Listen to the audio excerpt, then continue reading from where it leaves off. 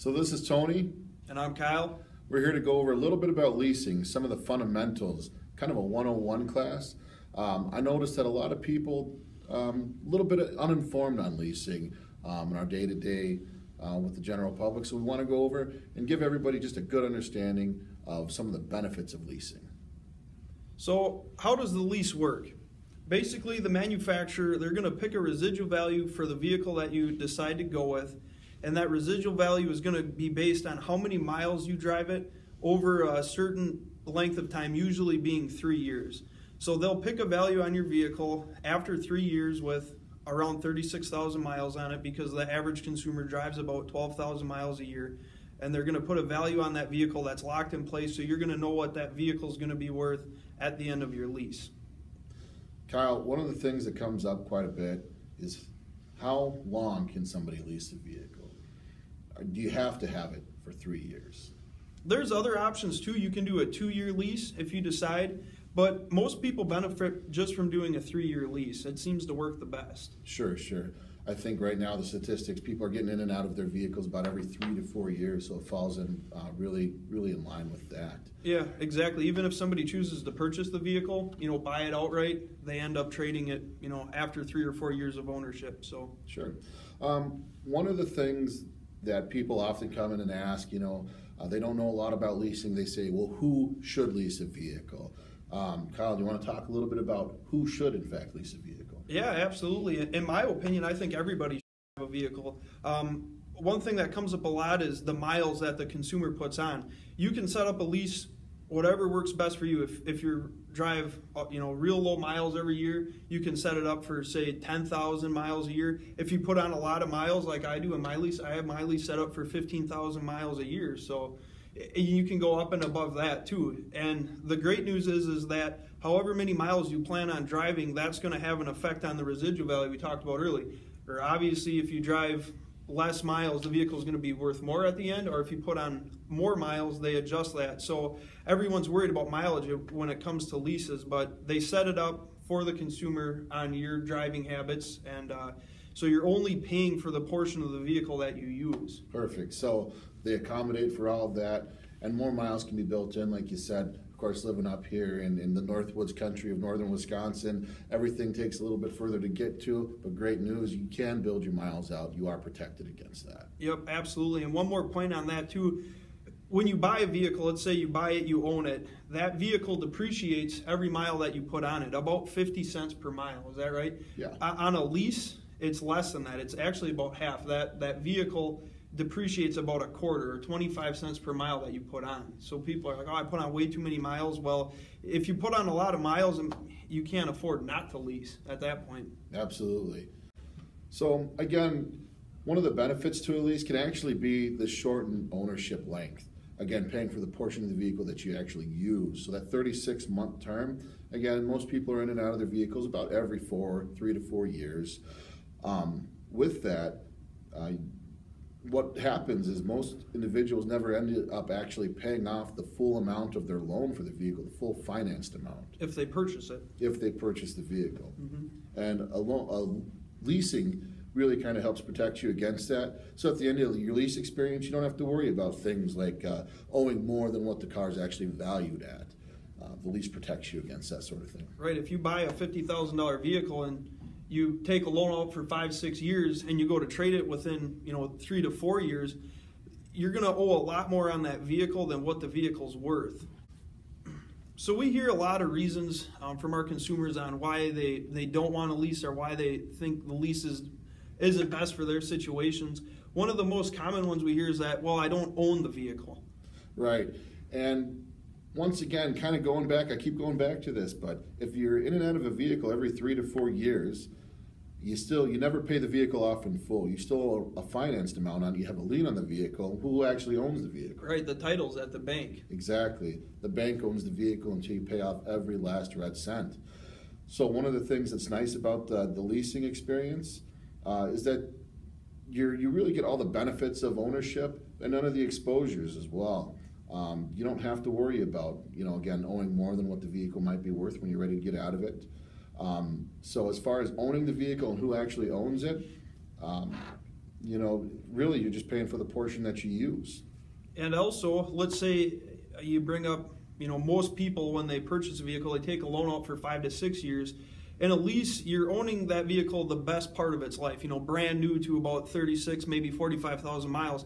That vehicle is going to be covered under full manufacturer warranty. You're going to get all the perks of free maintenance, that type of thing. If you own that vehicle after 3 years, you say you're going to keep it for 5, 6, then you start getting into things like, maintenance that's out of pocket. If, unfortunate scenario, you end up, having some sort of breakdown or engine problems, transmission problems, that all comes out of your pocket. Where in a lease, you have it for just the portion that's, fully covered. Another common thing that people come in and say is that they're going to have nothing to show for the vehicle at the end of it. Again, that can definitely be beneficial, not having to owe an extra amount for what the vehicle is actually worth, as opposed to what you actually owe on the vehicle when it comes time to trade it in, when you get tired of the vehicle.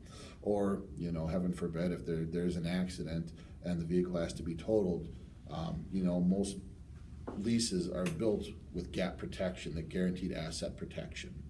So you have that as well with one of the benefits of leasing, really. Also, a common one that I hear from a lot of folks, especially in this area, is that they're kind of rough on the vehicle. They drive it through the woods. They keep their dogs in it. They might scratch it. They don't want to have to, worry about somebody putting a door ding in it.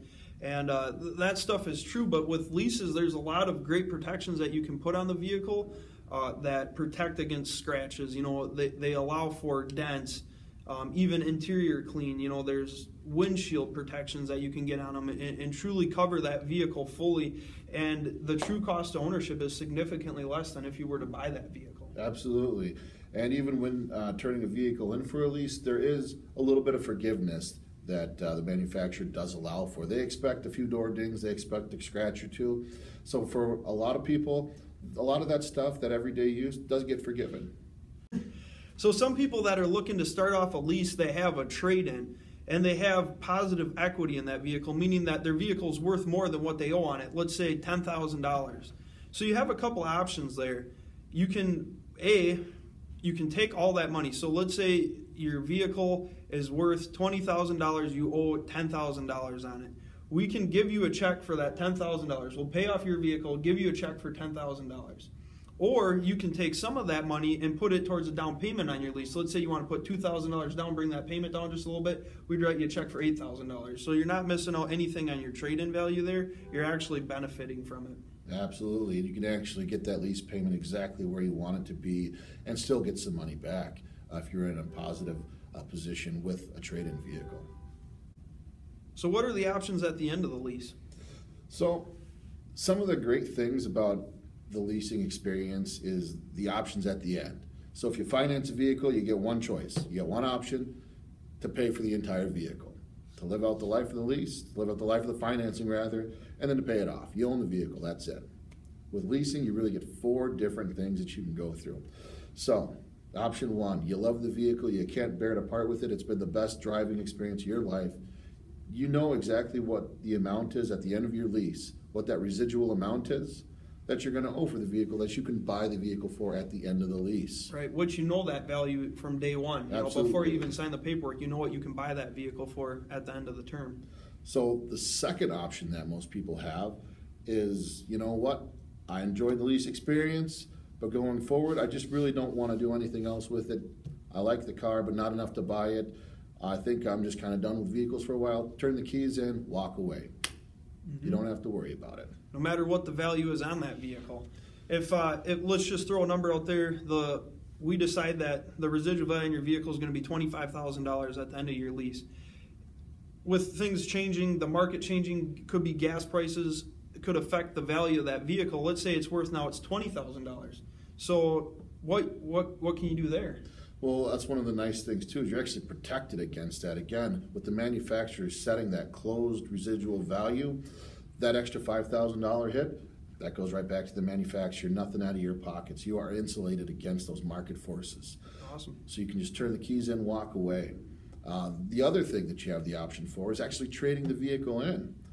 I always suggest this anytime I have guests coming back at the end of the lease is, hey, let's sit down, give us half hour of your time. Let's find out if this vehicle does have any positive equity, or if the vehicle is actually worth a little bit more than what they determine that residual value to be. Because hey, great news, we know exactly where that vehicle has come from. We want that for our lot. Absolutely. We know that you've taken great care of it, and we want to be able to pass that vehicle on to somebody else.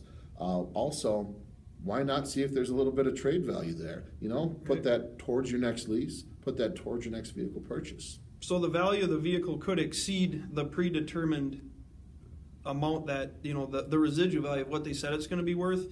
Trading it into us, the dealership, we could give you more. So let's say they thought it was $25,000. Hey, it's worth $27,000. Tony, here's $2,000. You know, choose what you want to do with it. Absolutely, it's one of the best things. So there's also, again, that final and fourth option, something a little bit unique.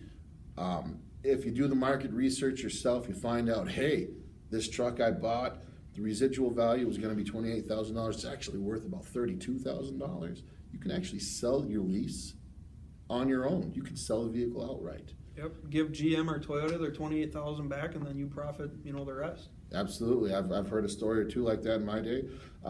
Actually, one of our managers here did exactly that, made about $4,000 on a vehicle. So, at the end of the day, leasing really, in our opinion, in my opinion, it's the way most people should look at purchasing their vehicle. Absolutely. The true cost of ownership is significantly less, and there's only good things that come from it. Absolutely. You get all the benefits of ownership with none of the risk. You're protected for the best part of the vehicle's life. You get the free maintenance and really all the warranty coverages. So we're going to take a minute, just give you a quick numbers breakdown on a real world example of approximately how a lease works. So let's just say you're buying a brand new vehicle and the MSRP is $35,000. So that's what you could buy the vehicle for. All right, so we're going to take a look into how many miles you plan on putting on and the term of it, so how long you're going to have it. So we're going to do a 3-year term, so 36 months, and let's just say 15,000 miles a year. So with that setup, the manufacturer is going to figure out your residual value, and they usually go off a percent. They're going to say that this vehicle is going to be worth about 60% of that MSRP in 3 years with 15,000 miles, so 45,000 miles at the end of the 3 years. So 60% of the 35,000 is $21,000. So that's your residual value. That's the amount that we were talking about before you can buy the vehicle for. If you trade it in, it's worth $23,000. That's where you get your $2,000 of positive equity for. So where does the monthly payment come in? Basically, you're looking at this depreciation here. So the difference of $35,000 to $21,000 is $14,000. So they're going to say that the vehicle with that many miles for 3 years will depreciate this month. So you break that down, you know, over that 36 months that you have it for, and that'll put you right about somewhere around a payment of $400. Yeah, and only financing that $14,000 as opposed to the $35,000 mark. Kyle, what's the difference on that going to look like? Okay, so let's say Tony leases a vehicle. You're looking at buying a house. If you want to set up a mortgage or anything like that, they're going to look at your credit report. If you were to buy this vehicle, they're going to show that you owe somebody $35,000. So that's going to kind of affect your debt to income ratio, where if you leased it, you're only going to owe $14,000. So you're going to have, you know, a lot more opportunities to you that way just because of the situation you're in. So it reflects a little bit better on the credit as well. Absolutely. For a brand new vehicle. Right. So what if you wanted to buy this vehicle? Let's say 5-year term, we can just use, in the car industry, we know that for every $1,000 you finance will cost you about $20 a month. So at let's say you do a 60-month term, that's going to be $700 a month to own that vehicle if you were to purchase it.